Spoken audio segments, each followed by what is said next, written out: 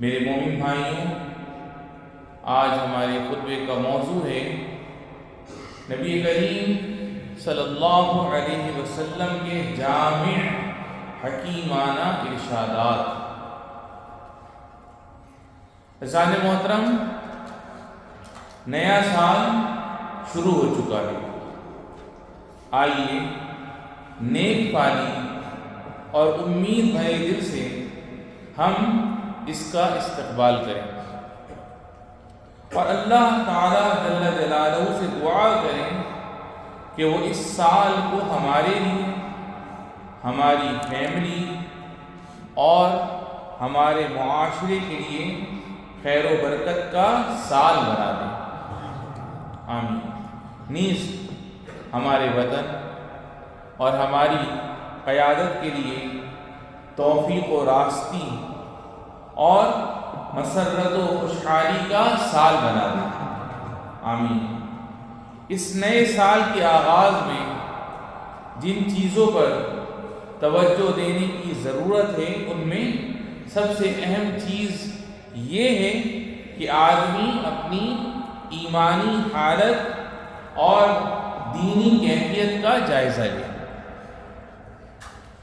اپنے رب کی عبادت و اطاعت کا عزم کرے اور نبی کریم صلی اللہ علیہ وسلم کے سچے ارشادات کی پیروی کا پختہ عہد کرے، جن کی صداقت کے بارے میں باری تعالیٰ جل جلالہ کا ارشاد ہے وَمَا يَنطِقُ عَنِ الْهَوَىٰ، یعنی اور یہ نبی اپنی خواہش سے کچھ نہیں بولتے۔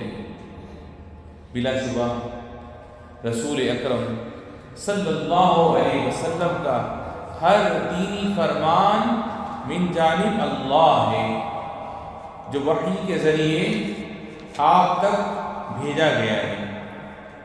آپ کا کلام ایک نور ہے جس سے روشنی حاصل ہوتی ہے۔ یہ ایسی ہدایت ہے جو دلوں کو زندگی بخشتی ہے اور ایسی حکمت ہے جو عقل و شعور کو منور کرتی ہے۔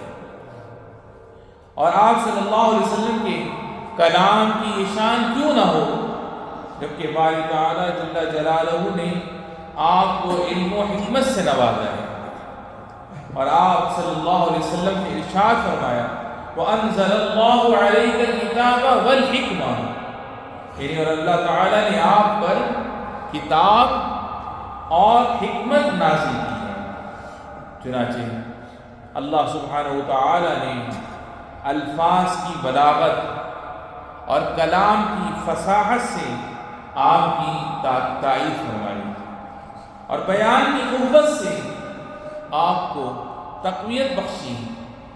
حضرت صلی اللہ علیہ وسلم نے حفاظت کے ضابطوں اور تصدیق کے اصولوں سے اپنی احادیث کے گرد حفاظتی حصار قائم کر دیا ہے، اور آپ صلی اللہ علیہ وسلم نے متنبہ کرتے ہوئے ارشاد فرمایا من حدث عنی بحدیث یرا انہ کذب فہو احد الکاذبین، یعنی جس نے میری طرف منسوب کر کے جان بوجھ کر کوئی جھوٹی حدیث بیان کی تو وہ بھی جھوٹوں میں سے اللہ، کوئی بشر ایسا نہیں جس کا کلام رسول اللہ صلی اللہ علیہ وسلم کے کلام سے زیادہ نفع بخش اور الفاظ میں زیادہ دقیق ہو اور بیان میں بلیغ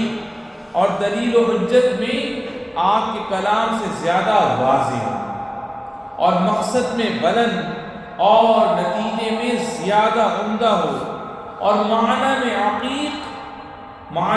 عمیق اور مفہوم کے اعتبار سے کامل ہو اور دلوں پر رسول اللہ صلی اللہ علیہ وسلم کے کلام سے زیادہ اثر کرنے والا ہو۔ الغرض آپ صلی اللہ علیہ وسلم کا کلام ہر بشر کے کلام سے فصیح و بلیغ، کامل و مکمل اور جامع و مانع ہے۔ میرے ماں باپ آپ صلی اللہ علیہ وسلم پر قربان ہوں، جن کا فرمان ہے اوتیت جوامع الکلم، یعنی مجھے جوامع الکلم کی نعمت عطا ہوئی ہے۔ سبحان اللہ۔ جوامع الکلم کا مطلب ہے مختصر الفاظ میں زیادہ مفہوم ادا کر دینا۔ جی ہاں میرے دوستوں، نبی حکیم صلی اللہ علیہ وسلم نے آسان الفاظ میں بہت زیادہ معنی کو ادا فرما دیا اور مختصر الفاظ میں عظیم الشان حکمتوں کا خلاصہ بیان کر دیا ہے، اور قلیل الفاظ میں بڑے بنیادی اصول کو واضح کر دیا ہے۔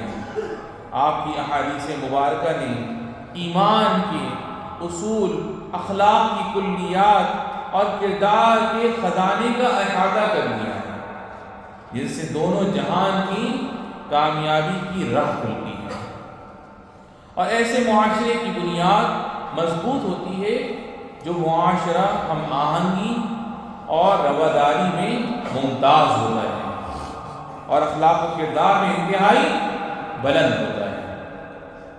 اللہ کے نیک بندوں، میرے بھائیوں، نبی کریم صلی اللہ علیہ وسلم کی جامع تعلیمات میں آپ کا یہ فرمان بھی ہے، لیس الشدید بالسرعۃ انما الشدید الذی یملک نفسہ عند الغضب، یعنی زیادہ طاقتور وہ نہیں جو مقابل کو بہت پچھاڑنے والا ہے، بلکہ زیادہ طاقتور تو وہ شخص ہے جو غصے کے وقت اپنے آپ پر قابو رکھے۔ الغرض، طاقت کا اصل پیمانہ انتقام اور دشمنی میں نہیں، بلکہ اس کا اظہار معاف کرنے اور برائیوں سے درگزر کرنے میں ہوتا ہے۔ ایک حکیم سے پوچھا گیا کہ کون آدمی زیادہ بہادر ہے، تو انہوں نے جواب دیا، وہ آدمی جو جہالت کا جواب تحمل سے دیتا ہے۔ نبی کریم صاحب خلق عظیم صلی اللہ علیہ وسلم نے بھی اس کی ہدایت فرمائی۔ چنانچہ ایک صاحب نے عرض کیا، یا رسول اللہ صلی اللہ علیہ وسلم، میرے کچھ عزیز و اقارب ہیں جن کے ساتھ میں صلہ رحمی کرتا ہوں، جبکہ وہ مجھ سے قطع رحمی کرتے ہیں۔ میں ان کے ساتھ بھلائی کرتا ہوں، جبکہ وہ میرے ساتھ برا رویہ رکھتے ہیں۔ میں ان کے ساتھ تحمل سے کام لیتا ہوں، اور وہ میرے ساتھ جہالت سے پیش آتے ہیں۔ تو آپ صلی اللہ علیہ وسلم نے فرمایا، لئن كنت كما قلت فكأنما تصفهم المل أي تطعمهم الرماد الحار ولا يزال معك من الله ظهير عليهم ما دمت على ذلك، یعنی اگر تمہارا ایسا ہی برتاؤ ہے جیسا کہ تم نے بتایا ہے، تو گویا تم انہیں گرم گرم راکھ کھلا رہے ہو، اور جب تک تم اس خوبی پر قائم ہوگے، اللہ تعالیٰ کی طرف سے ان کے مقابلے میں تمہارے ساتھ ایک مددگار فرشتہ متعین رہے گا۔ سبحان اللہ۔ جی ہاں میرے دوست، اگر آپ شرافت کا مظاہرہ کریں گے، لوگوں کے ساتھ اچھا رویہ اپنائیں گے، اپنے اختیارات پر قابو رکھیں گے اور اپنا غصہ پی جائیں گے، تو آپ کو اپنے رب کی تائید و نصرت حاصل ہوگی، جیسا کہ رسول اکرم صلی اللہ علیہ وسلم نے بشارت دی ہے، من نظم غیظا وهو قادر على ان ينفذ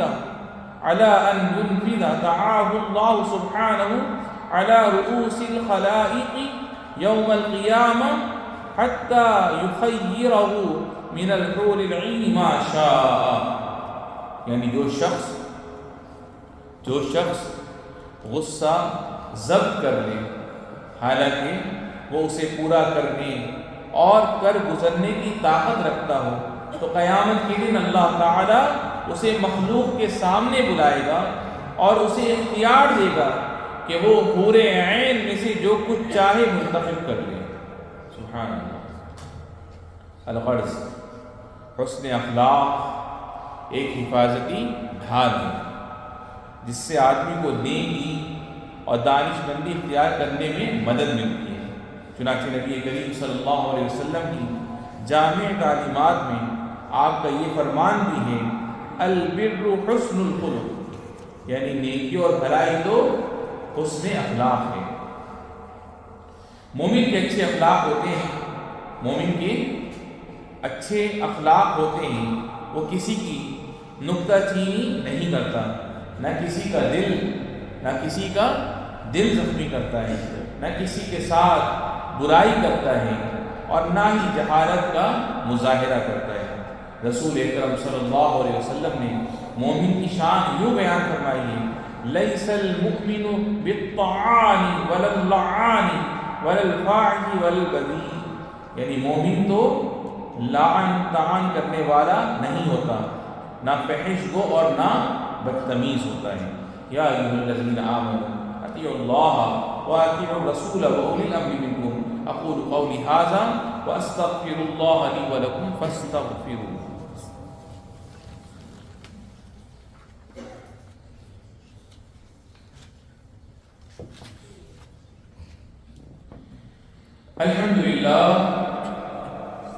الحمد للہ الذی ارسل الینا نبیہ الکریم بالہدی القویم والقول الحکیم، وصلی اللہ وسلم علی سیدنا محمد وعلی آلہ وصحبہ اجمعین.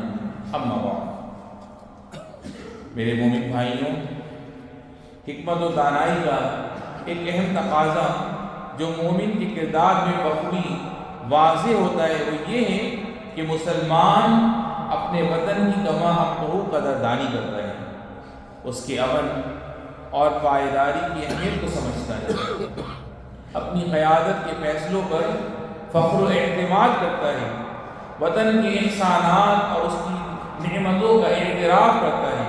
بلا شبہ یہ ایک پاکیزہ خصلت اور شریفانہ رویہ ہے. نبی کریم صلی اللہ علیہ وسلم کی جامع حکمت میں اس کی اہمیت بیان کی گئی ہے. چنانچہ آپ صلی اللہ علیہ وسلم کا فرمان ہے، من اصبح منکم آمنا فی سربی معافا فی جسدی عنده قوت یومی فکأنما حیزت له الدنیا، یعنی تم میں سے جو شخص اس حال میں صبح کرے کہ وہ اپنے اہل و عیال میں امن و سکون کے ساتھ ہو، اس کا جسم بعافیت اور صحت مند ہو، اس کے پاس دن بھر کی گزر بسر کا سامان ہو، تو وہ ایسا ہے گویا اس کے لیے دنیا بھر کی نعمتیں جمع کر دی گئی ہیں. سبحان اللہ. نبی کریم صلی اللہ علیہ وسلم نے وطن کی شان، اس کے امن و امان اور اس کے اتحاد کو بہت زیادہ اہمیت دی ہے. چنانچہ آپ صلی اللہ علیہ وسلم نے مشکل اور آسانی ہر حال میں وطن کے ساتھ چلنے کی تاکید فرمائی ہے، اور اس کے ساتھ مضبوطی سے کھڑے رہنے کا حکم دیا ہے، اور اپنی منصف قیادت کے گرد متحد ہونے کو نماز اور زکوٰۃ کی طرح جنت میں داخلے کا ذریعہ قرار دیا ہے. چنانچہ آپ صلی اللہ علیہ وسلم نے اپنی ایک جامع حدیث میں ارشاد فرمایا، اتقوا اللہ ربکم وصلوا خمسکم وصوموا شہرکم وادوا زکاة اموالکم وَأَطِيعُوا ذَاتَ أَمْرِكُمْ تَدْخُلُوا جَنَّةَ رَبِّكُمْ. سبحان اللہ. یعنی تم لوگ اپنے رب اللہ عز و جل سے ڈرو، پانچوں وقت کی نماز قائم کرو، ماہ رمضان کے روزے رکھو، اپنے مال کی زکوٰۃ ادا کرو اور امیر کی اطاعت کرو، اس سے تم اپنے رب کی جنت میں داخل ہو جاؤ. سبحان اللہ. یہ عظیم الشان جامع حکمت نبوی صلی اللہ علیہ وسلم کا حصہ ہے. امیر کی اطاعت سے ملک میں امن برقرار رہتا ہے، دینی اور دنیاوی نظام قائم رہتا ہے، اور لوگوں کے مفادات محفوظ رہتے ہیں. بلا شبہ حاکم کی اطاعت اللہ کی عبادت کے لیے ڈھال کی مانند ہے، اور یہ جنت میں داخل ہونے کا سبب ہے. لہذا جو بندہ اپنی حکومت کے فیصلوں کے ساتھ مضبوطی سے کھڑا ہوتا ہے اور وطن کے ساتھ کیے گئے معاہدے کو پورا کرتا ہے، وہ در حقیقت ایمانی تقاضوں پر عمل کرتا ہے اور اللہ کی رضامندی حاصل کرتا ہے۔ الغرض، نبی کریم صلی اللہ علیہ وسلم کی جملہ تعلیمات میں جامعیت کی خوبی نمایاں ہے، آپ کے اقوال میں بھی، آپ کے افعال میں بھی، اور آپ کی دعوت و تبلیغ میں بھی، جس میں ہمیں حسن اخلاق اور اچھے برتاؤ کی اعلیٰ مثالیں ملتی ہیں۔ بڑا خوش نصیب ہے وہ بندہ جو رسول اکرم صلی اللہ علیہ وسلم کی تعلیمات کو بخوبی سمجھ لے، انہیں اپنا رہنما اور زندگی کا ساتھی بنا لے اور اپنے بال بچوں کو بھی اس کی تعلیم دے۔ یا اللہ یا ارحم الراحمین، ہمیں بھی ایسے خوش نصیب بندوں میں شامل فرما لے۔ اللہ رب العزت سے التجا رب العالمین ہمیں، ہمارے والدین، ہمارے بہن بھائی کی بچوں کو صحت و سلامتی اور عافیت والی زندگی نصیب فرما، اور جن کے والدین اور بہن بھائیوں میں سے جو بھی تیری بارگاہ میں چلے گئے رب العالمین، ان سب کی بے حساب بخشش و مغفرت فرما۔ ھذا وصلوا وسلموا علی سیدنا و نبینا محمد، اللهم صل وسلم وبارک علیہ وعلی آلہ الطیبین الطاہرین، وارض اللهم عن ابی بکر وعمر وعثمان وعلی وعن سائر الصحابة الاکرمین۔